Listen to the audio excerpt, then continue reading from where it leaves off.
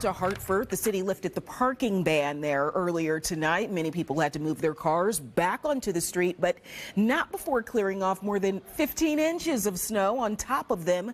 While it can be stressful to find a spot amid all this snow, many people NBC Connecticut's Jeremy Chin spoke to say the city did a nice job clearing the streets.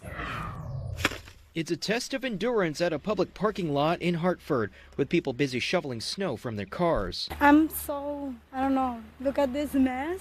You know, we haven't got this much snow in a while, so it's something. All of them parking their cars in public blue lots during the city's street parking ban, allowing plows to clear roads from the weekend's heavy snowfall.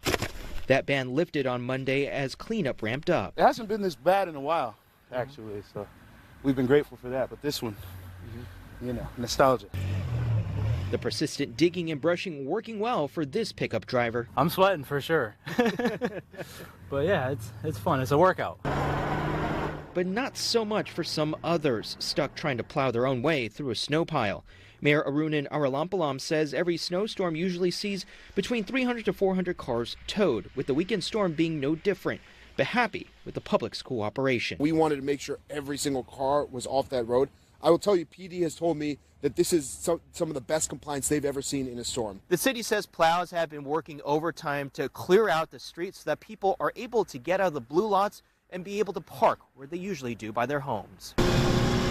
The fact that they're out here working, that's good, man.